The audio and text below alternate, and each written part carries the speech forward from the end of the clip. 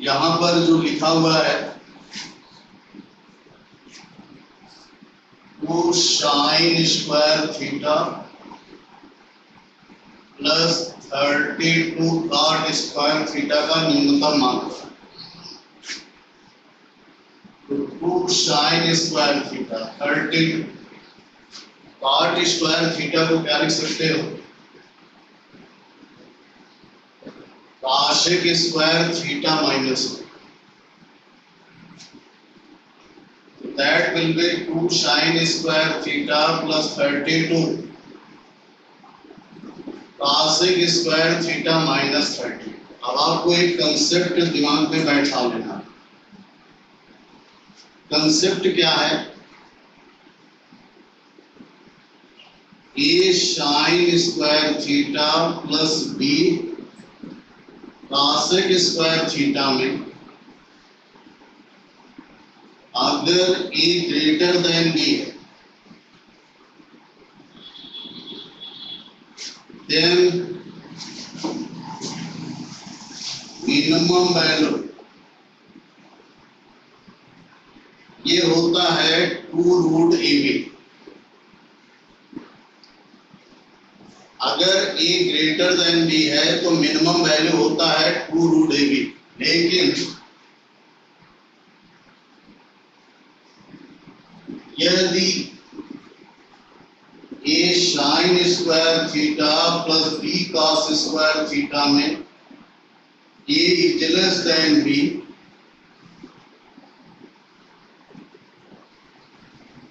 तो minimum value होता है a प्लस b। ये बेसिक डिफरेंस समझिएगा, अदरवाइज गलती हो सकती है। मिनिमम वैल्यू मैक्सिमम वैल्यू दोनों की कभी भी नहीं निकलती। तो यहां से इस बात को समझिए, मिनिमम वैल्यू स्वाभाविक है ये हो जाएगा 2 प्लस 32, लेकिन ये माइनस। अब अगर आपने कंसेप्ट के आधार पर जवाब दिया है तो अच्छी बात है, लेकिन अगर ऐसे ही जवाब दिया है तो गलत, क्योंकि 2 प्लस 32 ये a है ये b है और ये 32 तो अलग है, तो 32 32 कल गया। इसका मतलब ये पहला आंसर आ गया, कितना? 2 आ गया, और यही इसका आंसर है। मौखिक क्वेश्चन था आपका। चलिए अब दूसरा क्वेश्चन आ गया।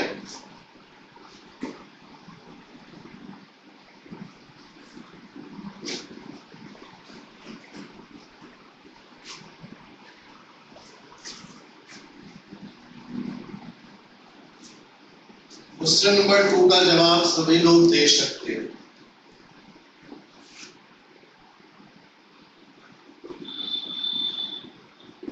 tan theta plus cot theta equal to 2। कभी भी अगर ऐसा लिखा रहेगा तो ध्यान रखना,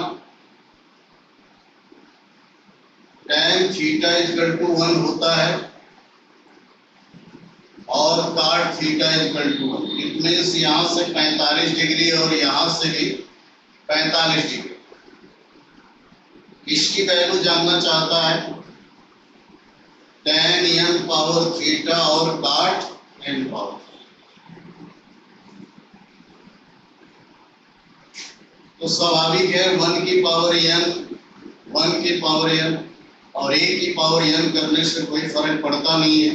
इसका मतलब ये कितना आ जाएगा? 2 आ जाएगा। यही आपके इस सवाल का नंबर 3 आपका है 27 power sin x 81 power cos x का न्यूनतम मान होगा। कैसे करोगे? 27 को क्या लिख सकते हो? 3 टू पावर 3 sin x, और ये हो जाएगा 3 टू पावर 4 cos x।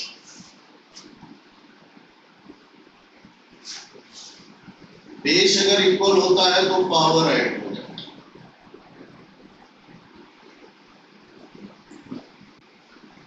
अब आपको ये कंसेप्ट याद होगा, कि a sine x plus b cos x, तो दो हिस्सों में आपने समझा था। इसकी मिनिमम वैल्यू होती है माइनस अंडर रूट ए स्क्वायर प्लस बी स्क्वायर। जो लोग लगा ले रहे हैं बहुत अच्छी बात है, और जिन लोगों को कोई प्रॉब्लम है वो देखते हैं। ट्रिग्नोमेट्री के क्वेश्चन है, ट्रिग्नोमेट्री क्वेश्चन छोटे होते ही हैं, लेकिन अगर आप पढ़े हैं तो मौखिक जवाब देंगे, नहीं पढ़े हैं तो ये समझिए, अगर ये 3 sin x 4 cos x है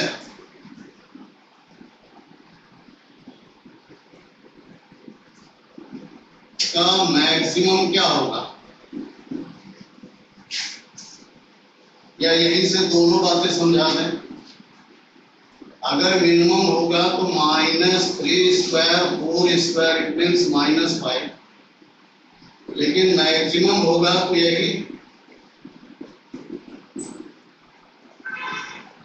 तो यहां से ये बात समझ पा रहे होंगे कि अगर इसका मिनिमम पूछेगा तो 3 की पावर -5 होगा, लेकिन अगर मैक्सिमम पूछेगा तो 3 की पावर 5। उम्मीद करते हैं कि बात आपको कुछ समझ में आ गई। करने का क्या तरीका आपके लिए बेहतर हो सकता है, अगर आप समझ पाए तो बहुत फायदा होगा।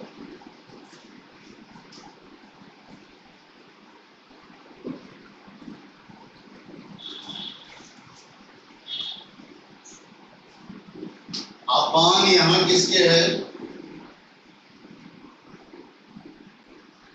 अब आपको पता है इतना बड़ा क्वेश्चन को सरलीकरण करने में टाइम लगेगा, तो हम इसमें कोई एक एंगल पुट कर देंगे। मैंने कहा था इस तरह के क्वेश्चन को करने के लिए यही आसान तरीका हो।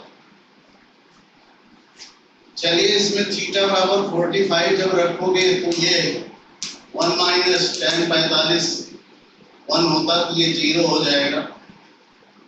साइन 45 की वैल्यू 1/√2 है।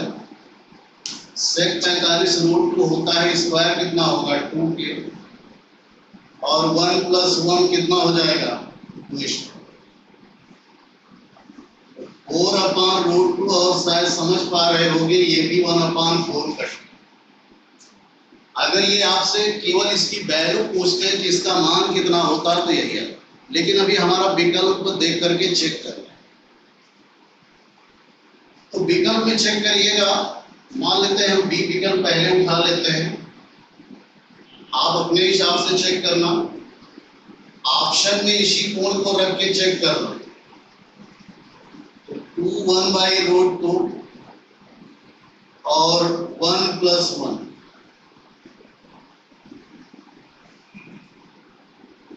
तो आप समझ रहे हैं कितना आ गया 1/√2।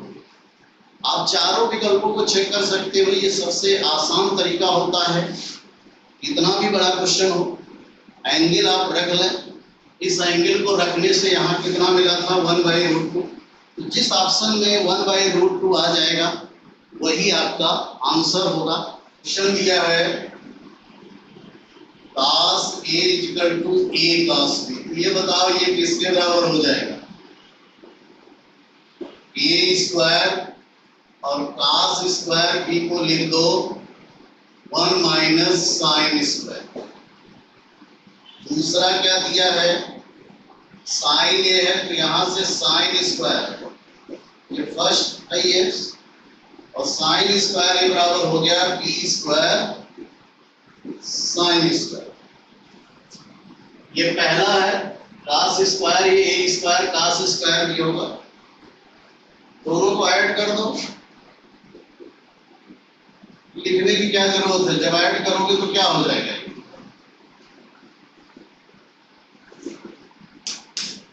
ये हो गया a square minus a square sine square b plus b square sine square, ये तो 1 हो गया। ए स्क्वायर, यहाँ साइन स्क्वायर बी कॉमन ले लो, क्या हो जाएगा बी स्क्वायर माइनस, इसको ट्रांसफर कर दो,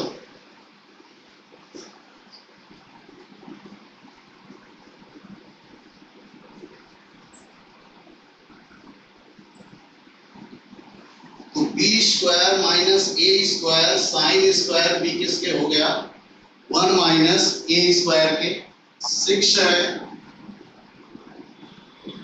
यदि x is equal to cos 10 degree, cos 20 degree, cos 40 degree, तब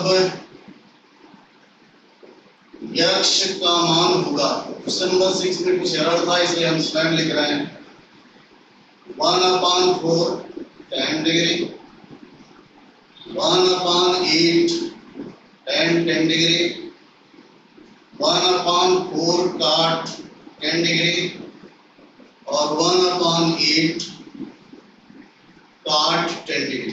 याद होगा cos A, cos 2A, cos 2A square A dot dot dot cos 2 की power n minus 1 equal to होता है अपॉन ये रिलेशन। हर नेक्स्ट एंगल पिछले वाले angle का जस्ट डबल। तो आप देखिए 10 का गुना क्या है 20, 20 का गुना क्या है 40। ये हो गया x is equal to 1/2 power 3। कितने टर्म है 3 term. sin 2 power 3a, a का अर्थ क्या है 10 अपॉन sin a, ये रूल लिखा हुआ है 1/2 पावर 3, ये हो गया sin 80 upon sin, you know sine और cos कॉम्प्लीमेंट्री होते हैं। तो 1/2 पावर 3 sin 80 को क्या लिख सकते हो cos 10 डिग्री अपॉन किसके है sin, sin 90 minus theta cos। ये हो गया 1/2 पावर 3 और ये किसके cot 10 डिग्री। देखिए एक टीवी टावर है, ये टावर है, समझना बात को। ये 3 पॉइंट है आपके, एक ए है, एक बी है, एक सी, और ये इसको देख रहे हैं। बहुत इंटरेस्टिंग है लेकिन समझ लेना। टावर के ये बेस से, ये टावर है, टावर के आधार पर स्थित है और यहाँ जो पॉइंट तीनों है, एक जगह अल्फा बन रहा है, एक जगह 2 अल्फा बन रहा है, एक जगह 3 अल्फा बन रहा है। ये ए पॉइंट है, ये बी पॉइंट है, ये सी पॉइंट है। उम्मीद करते हैं बात आप तक पहुंच रही होगी, फिगर देख रही।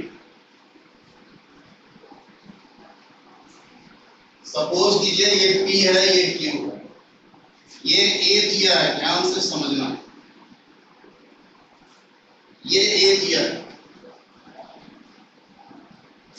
अपनी निगाह यहां रखिएगा। इस ट्रायंगल को जहां हम मार्कर चला रहे हैं जरा पेशेंस रख के देखना, एक लाइन का क्वेश्चन है। ये ट्रायंगल है, इसका ये क्या है एक्सटीरियर एंगल। तो आपने ये पढ़ा है जो एक्सटीरियर एंगल होता है वो रेस्ट टू इंटीरियर एंगल के सम के इक्वल।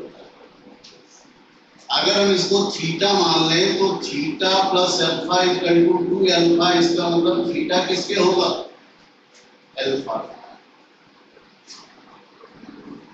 क्या मैं कहना चाह रहा हूं ये अल्फा हो गया, क्या हो गया अल्फा। इससे क्या फायदा मिला ये बताइए। ये अल्फा है, अल्फा के सामने ये साइड है और ये अल्फा है, अल्फा के सामने ये है। फिगर में भले छोटा बड़ा दिख रहा है लेकिन मैथमेटिकली आप जानते हो अगर कोण बराबर है तो साइड भी क्या होगी बराबर। इसका अर्थ यहां से ए बी बराबर बी बी बराबर किसके हो जाएगा? ए। ये अल्फा है, ये अल्फा है, तो अगर ये ए है तो ये बी क्या होगा? ए। बस आपका क्वेश्चन हो गया। त्रिभुज पी बी क्यू, या हम इधर लिख देते हैं त्रिभुज पी बी क्यू में साइन टू अल्फा बराबर क्या होगा? P Q upon P B. तो पी की ऊंचाई है, पी बी ये आया है। उम्मीद करते हैं कि आपको क्वेश्चन करने में अच्छा भी लगा होगा कि क्वेश्चन इतना बड़ा है लेकिन जवाब आपका सही है।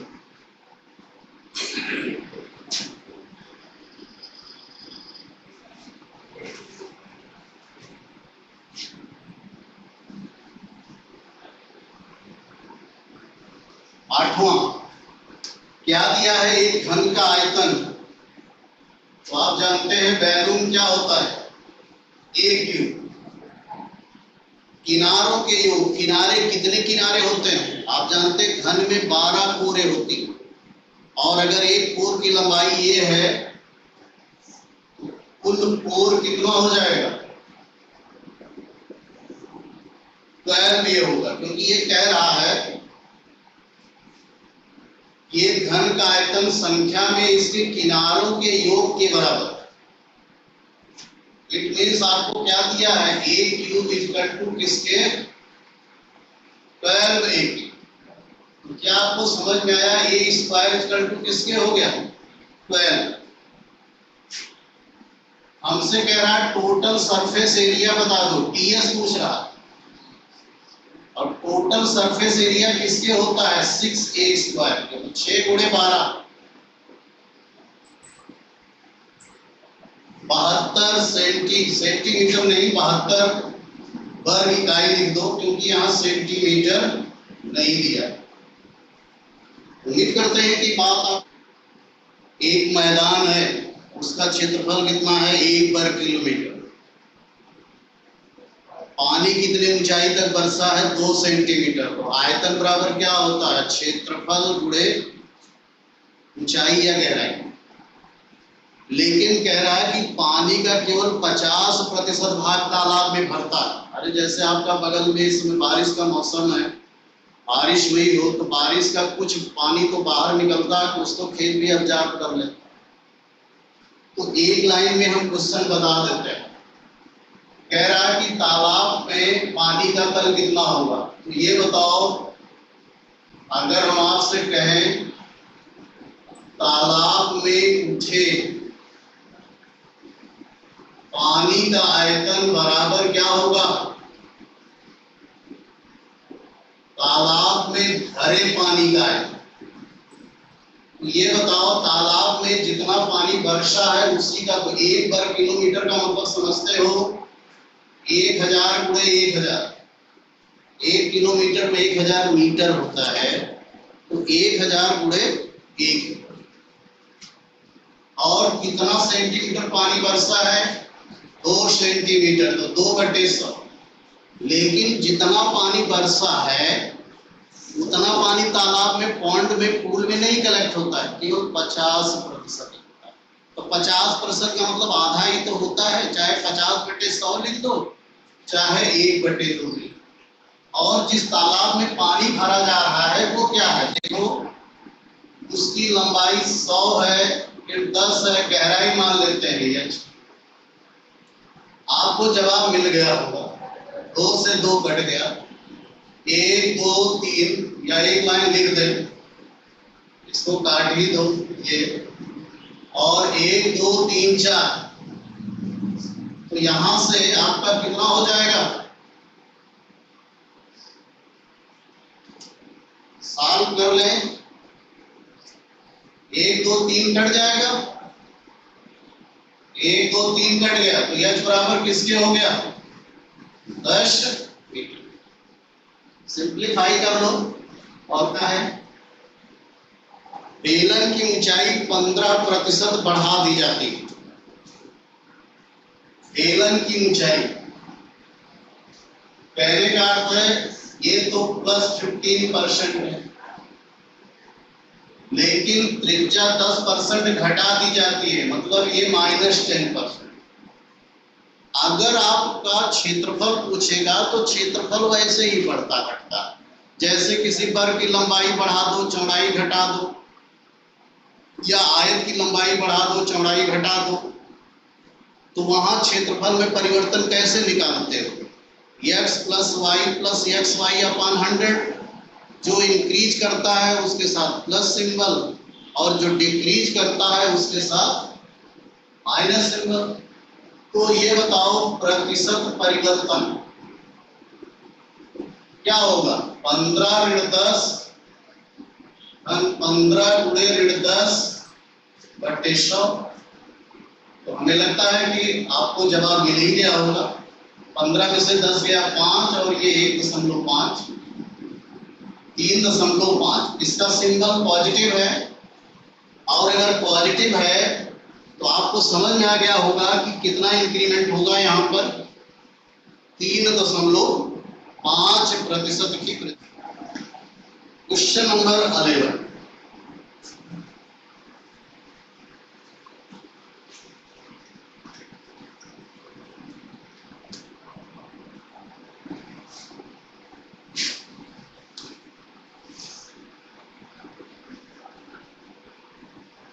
क्वेश्चन आपके सामने आ गया है। अब आप देखिए जरा, यहाँ आयतन पूछ रहा है। क्षेत्रफल के लिए तो हम डायरेक्ट यूज कर सकते हैं, लेकिन आयतन के लिए डायरेक्ट यूज करने में ज्यादा टाइम लगता है। तो देखो इनिशियल कंडीशन में क्या है,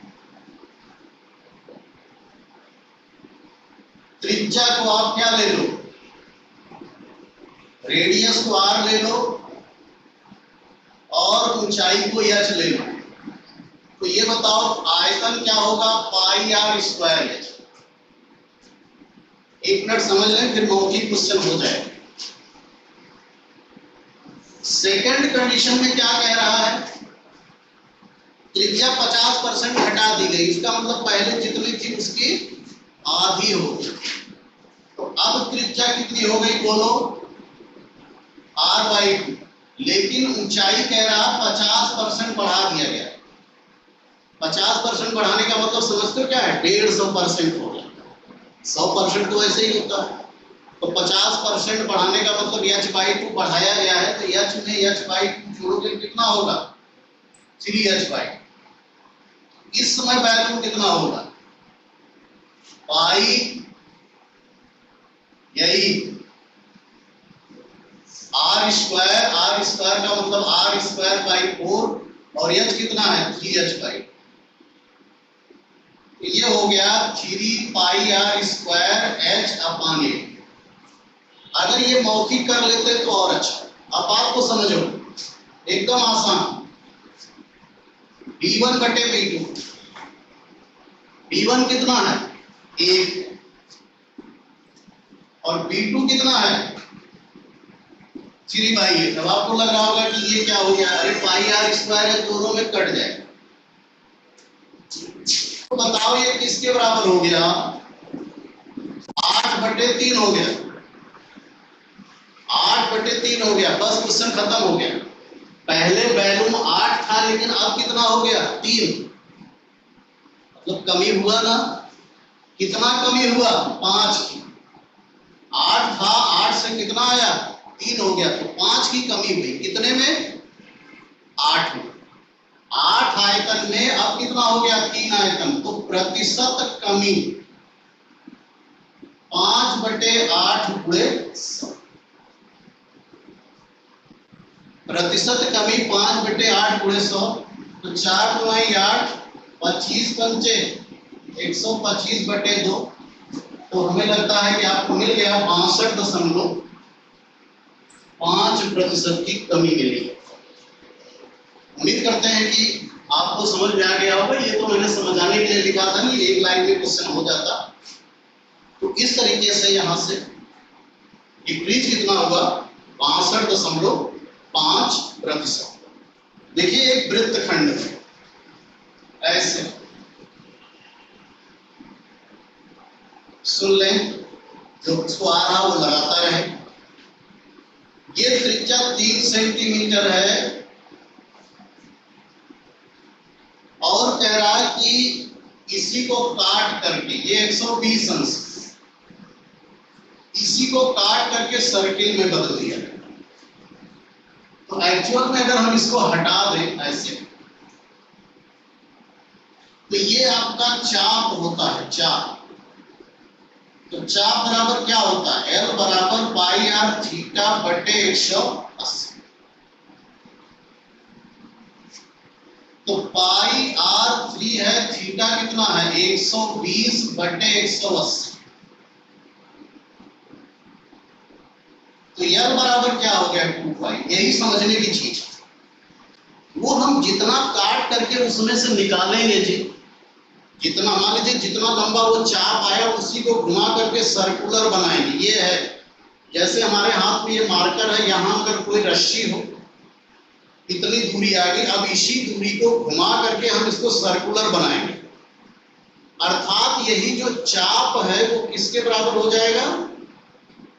उस शंकु के या बेलन के, जो भी बनाया जा रहा है, शंकु बनाया जा रहा है, उस शंकु के आधार की परिधि। ये जितना हमने काटा है ये L, इसी को रोटेट कर देंगे, और जब रोटेट कर देंगे तो यही क्या बन जाएगा? सरकमफेरेंस बन जाएगा। क्या बन जाएगा? सरकमफेरेंस। इट मीन्स यहां से शंकु के, और ये जो यहां 3 है ये तिर्यक ऊंचाई बन जाएगा, क्योंकि शंकु के आधार की परिधि 2 पाई आर इक्वल टू किसके हो गया? 2 पाई। तो पाई पाई कैंसिल हो गया, आर इक्वल टू 1 के। मेरा कहने का अर्थ है कि अब आप कुछ सब समझ पाएंगे। ये हो गया। ये तिर्यक ऊंचाई आपकी कितनी है? 3 है। ये त्रिज्या कितनी है? 1। तो आप ये ऊंचाई निकालो, ऊंचाई क्या हो जाएगी? 3 का वर्ग ऋण 1 का वर्ग 9, या सीधे सीधे आप समझ पा रहे होंगे, निकाल लिए होंगे। h इक्वल टू क्या होगा? अरे 9 में से घटा 8। तो आयतन आपसे पूछ रहा है, तो आयतन बराबर क्या होता है? 1/3 पाई आर स्क्वायर माने 1, और h का मतलब कितना है? 2√2। पता नहीं दिख रहा है कि नहीं?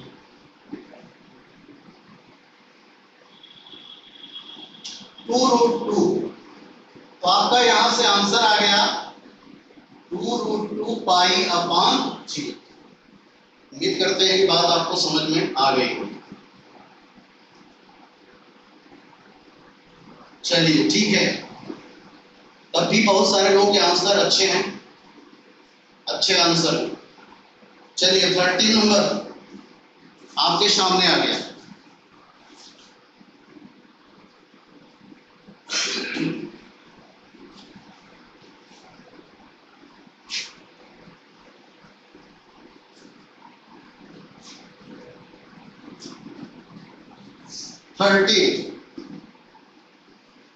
क्या दिया है? एक बाल्टी है जी,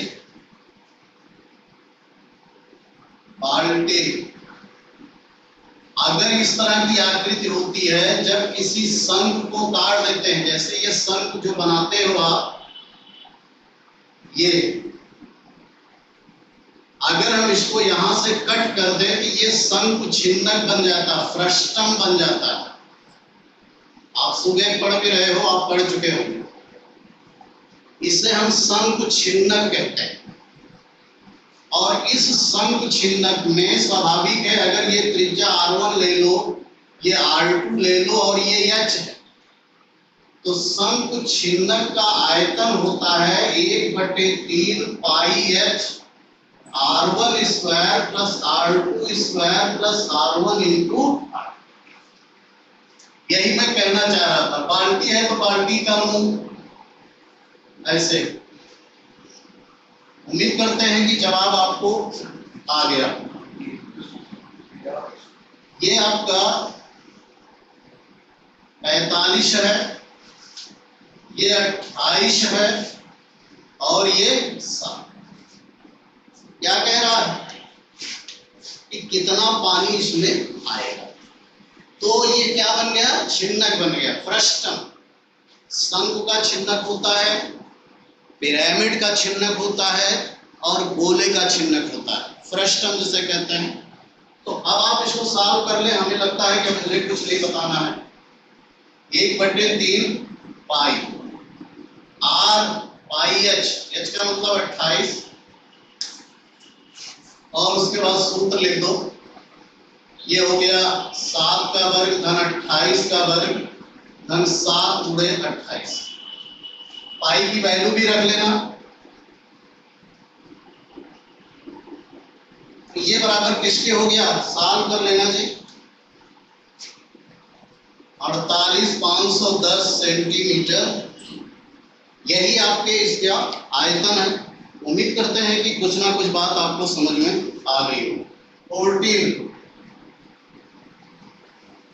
सभी लोग समझ लें, जो लोग पढ़े हैं वो भी, जो नहीं पढ़े हैं। ये शंकु है जी, इसको 3 बराबर भागों में बांटा गया। एक तो यहां से कट कर दिया, एक तो यहां से कट कर दिया। तो स्वाभाविक है, अगर आप देखेंगे तो ऊंचाई बराबर है। ऊंचाई क्या है, बराबर है। अगर हम आपको समझा पाए अलग से थोड़ा सा, ऐसे कट हुआ है, तो अगर ये एच होगा यहां से यहां तक, तो ये भी एच होगा, ये भी एच होगा। लेकिन पहला वाला शंकु की ऊंचाई एच है, लेकिन दूसरे वाले शंकु की ऊंचाई अगर आप पूरा लोगे तो ये कितना हो जाएगा, 2h हो जाएगा। लेकिन जब तीसरे वाले की बात करोगे तो ये कितना हो जाएगा, क्यों समझ लो आप, मौखिक क्वेश्चन लिख मिलेगा। हम आपको लंबी चौड़ी बात नहीं बताएंगे, बहुत आसान बात बताएंगे। क्योंकि आप इतना काट काट कर निकालने के बजाय, छिन्नक बनाने के बजाय, पहला वाला शंकु ये है, दूसरा वाला ये है, तीसरा वाला ये है। लेकिन जो क्वेश्चन में ये इसको B1 माना है, केवल इतने को, इसको B2 माना है, इसको B3 माना है। तो जो इंटरेस्टिंग बात है वो ध्यान दीजिए। ये H है ना, तो अगर इसको R मानोगे तो ये क्या होगा, 2R होगा, और ये क्या होगा, 3R। H/R 2H/2R, फिर ये 3H/3। मतलब जो त्रिज्याओं कभी भी बहुत इंटरेस्टिंग है, अगर हम उसको जो है जैसे ऊंचाई को इस रूप में बांट रहे हैं, तो त्रिज्याओं का भी रेशियो आप माइक्रोसेकंड में बता सकते हैं।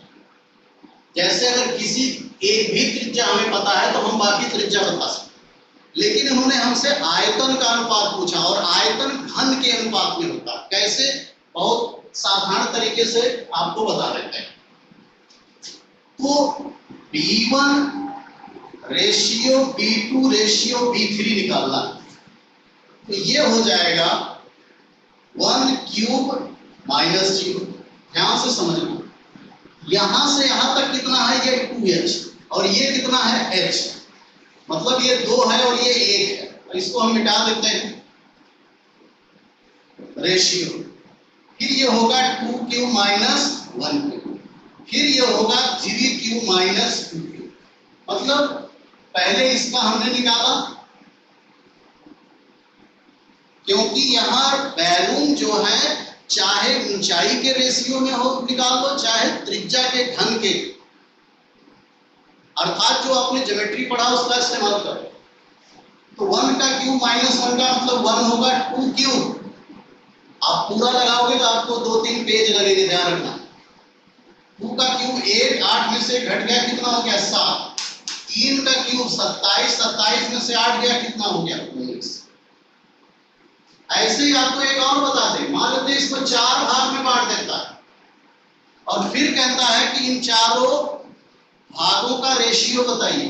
तो पहला वही होगा 1 क्यूब माइनस 0, फिर दूसरा होगा 2 क्यूब माइनस 1 क्यूब, फिर तीसरा होगा 3 क्यूब माइनस 2 क्यूब, और फिर चौथा होगा 4 क्यूब माइनस 3 क्यूब। ऐसे आप आगे बढ़ते जाओगे, और आपको चाहे 10 बार काट ले, चाहे 20 बार काट ले, आप उसका जवाब दे पाएंगे।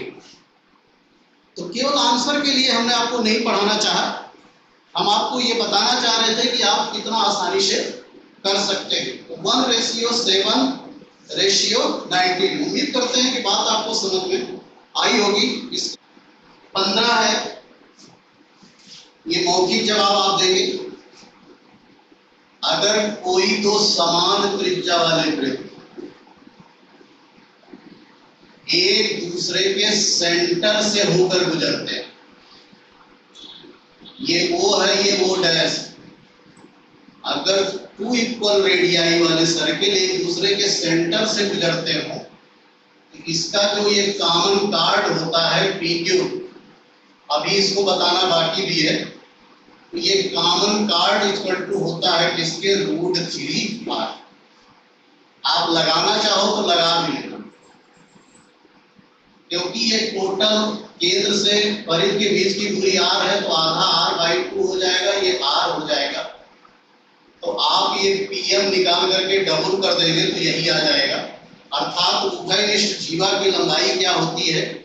√3R। यहीं पर इसको हम ड्रॉप कर देंगे, जिससे आप पॉइंट को, इस पर क्वेश्चन आएगा तो करिएगा। चलिए अगले क्वेश्चन की तरफ चलते हैं। Question number 16।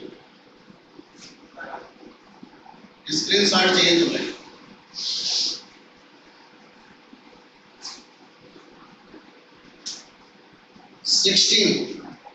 आप देख रहे हैं, सुबह ही जो लोग क्लास में थे मैंने पढ़ाया था, वृत्त की त्रिज्या 10 सेंटीमीटर है, एक की 10 है और दूसरे की 5, केंद्रों के बीच की दूरी 13।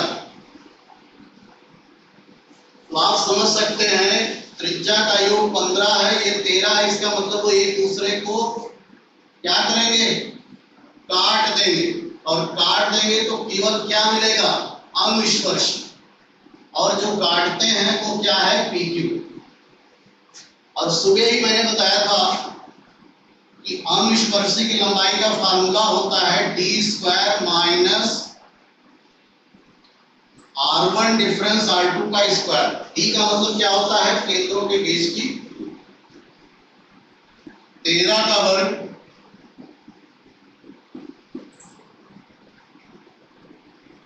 तो 169 55 25।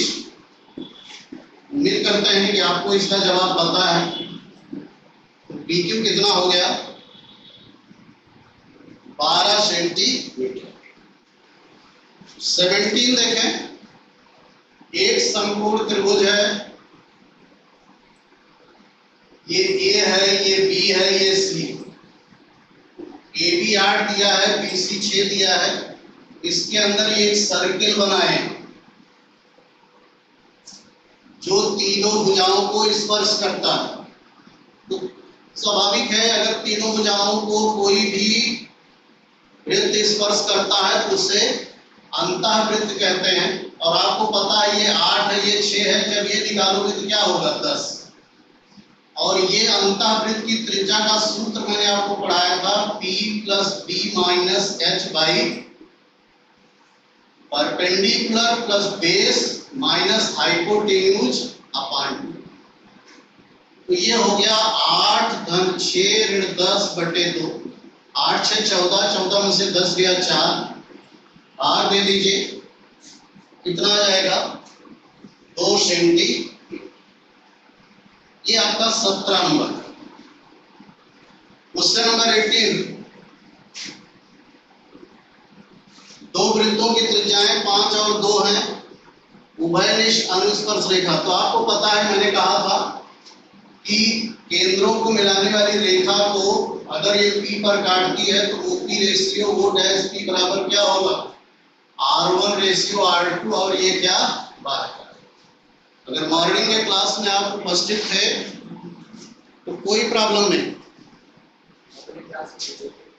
क्योंकि आपको मैंने सुबह पर्याप्त समय इस पर दिया था कि जो अनुस्पर्शी होती है त्रिज्याओं के रेशियो में बाह्यता काटती है, जबकि तिर्यक स्पर्शी अंतः काटती है। तो यहाँ आप देख रहे हैं त्रिज्या कितनी है? 5 और 2 है। और ये होगा आपका वार्ता। उम्मीद करते हैं कि बात आपको इसमें बहुत दिक्कत नहीं है, समझ गए होंगे। चलिए अगले क्वेश्चन की तरफ चलते हैं। Question number 19।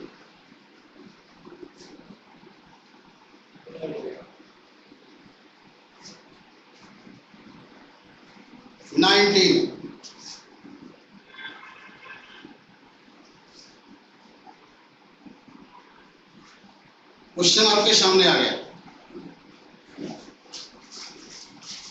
क्या है? त्रिभुज एबीसी में एडी इसका बाइसेक्टर है, मतलब ये हाफ है और ये हाफ है। बीसी टोटल 7.5 दिया और बीडी आपका 5 दिया। तो AB रेशियो AC पूछा। मैंने कहा था कि किसी भी त्रिभुज के किसी अंतःकोण या बहिष्कोण की अगर अर्धक रेखा खींची जाए तो ये सामने की भुजा को जिस अनुपात में बांटती है वो अनुपात वही होता है जिस अनुपात में ये भुजाएं होती है। तो ये बताओ, अगर ये 5 है तो ये कितना होगा? 2.5।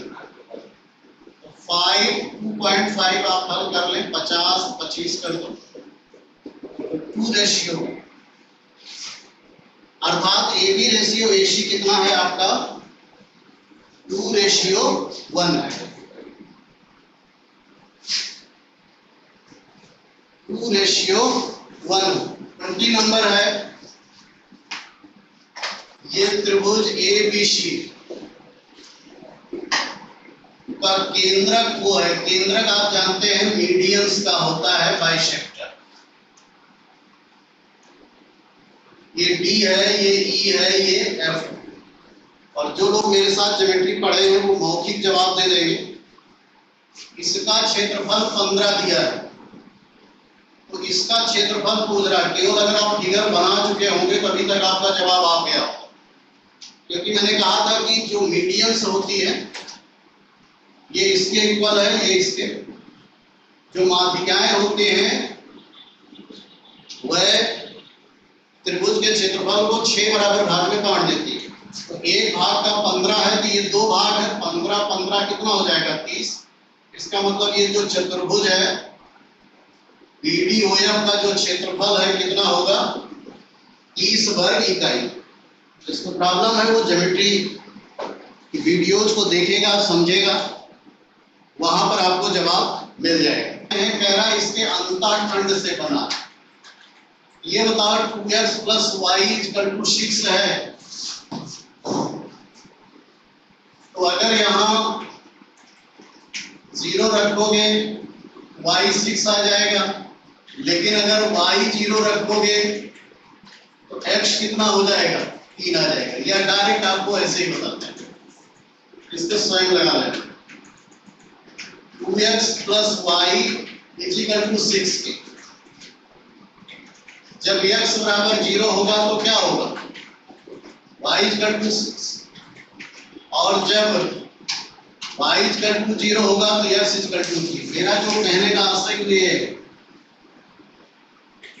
इसका कटान बिंदु निकालना पड़ेगा। तो एक पॉइंट तो 3, 0 आ गया और दूसरा कितना ले रहा है? 0, 6। ये हो गया। दूसरा आपका क्या है? 4x + 2y = 24। ऐसे इसको भी लगा लो। जब x बराबर 0 रखोगे तो y 12 आएगा, और जब y बराबर 0 रखोगे तो x 6 आएगा। इट मीन्स ये इसका 6, 0 है। ये यहां पर थोड़ा प्रॉब्लम करेगा क्वेश्चन को हम एडजस्ट करा रहे हैं, कैसे कहीं होगा ये। और इसका कोऑर्डिनेट क्या है? 0, 12। 0, 12।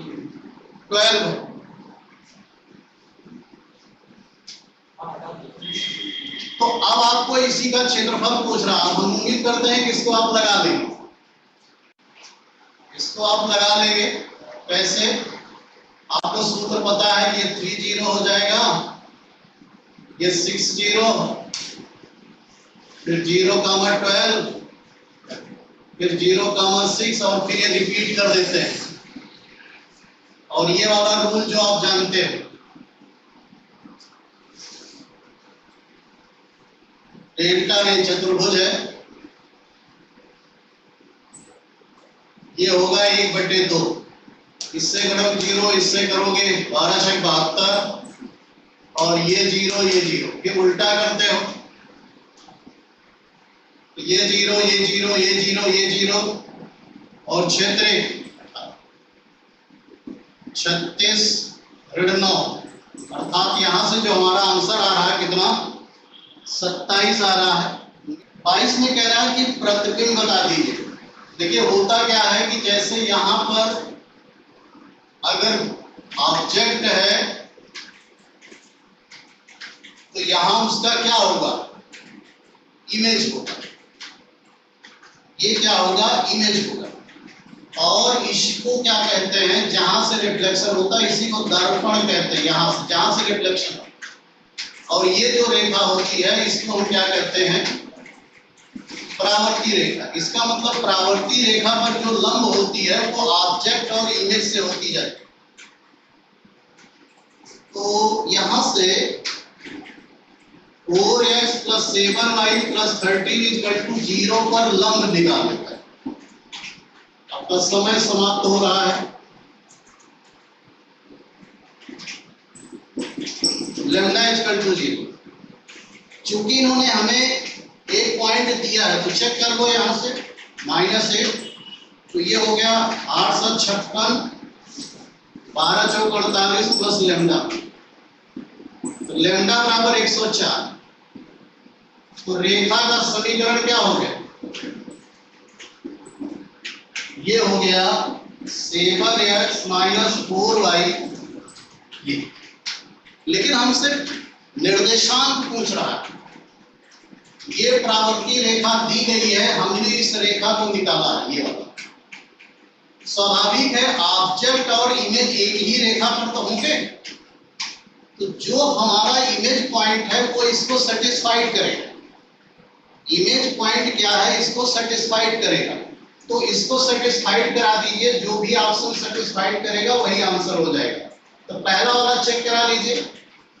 जैसे इसको रखोगे तो 16 × 7 = 112, -4 -2 + 100। अब जो लोग पढ़े नहीं उनको थोड़ी प्रॉब्लम हो सकती है। ये सेटिस्फाइड कर रहा है, इसका मतलब इसका जो पहला वाला ऑप्शन है वही आपका सही है। जो प्रतिबिंब है वो क्या है, -6, -2 के।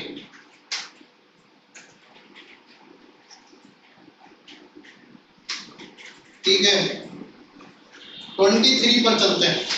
क्वेश्चन नंबर 23, संतोष बिंदु, रितु यादव। सही है आप लोग, स्क्रीनशॉट चाहिए तो ले लो।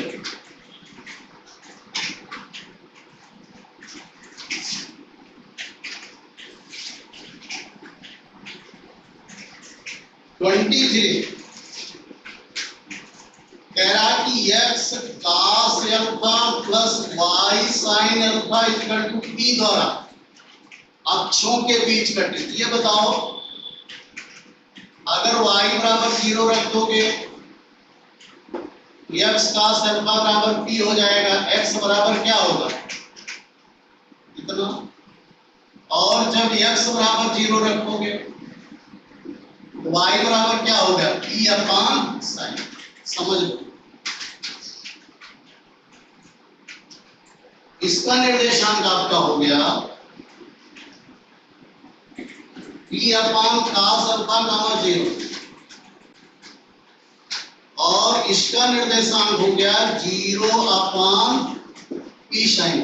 कह रहा जो अक्षों के बीच में कटा खंड है, अक्षों के बीच कटा खंड क्या है, अगर इसको हम a मान ले, इसको b, तो यही आपका मिडिल पॉइंट है। तो मिडिल पॉइंट का निर्देशांक सपोज कीजिए एच के, इसी का लोकस पूछ रहा है। ये बताओ एच बराबर क्या होगा, x1 plus x2 by 2 p upon cos alpha plus 0 by 2, ये हो गया p अपान 2 cos अल्फा। या आप समझ पा रहे हो तो cos अल्फा बराबर होगा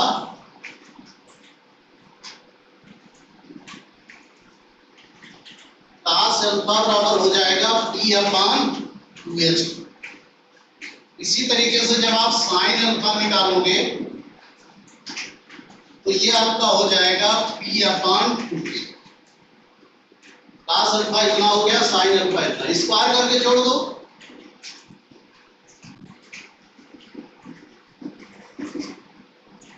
p square upon 4h square, p square upon 4k square, तो ये तो 1 हो गया। 4 अपान p स्क्वायर, क्योंकि बिंदुपथ के लिए h के की जगह x y लेते हैं, ये हो जाएगा 1 अपान x स्क्वायर प्लस 1 अपान y स्क्वायर, 1 अपान x स्क्वायर प्लस 1 अपान y स्क्वायर। और यही इस क्वेश्चन का जवाब है। उम्मीद करते हैं कि बात आपको समझ में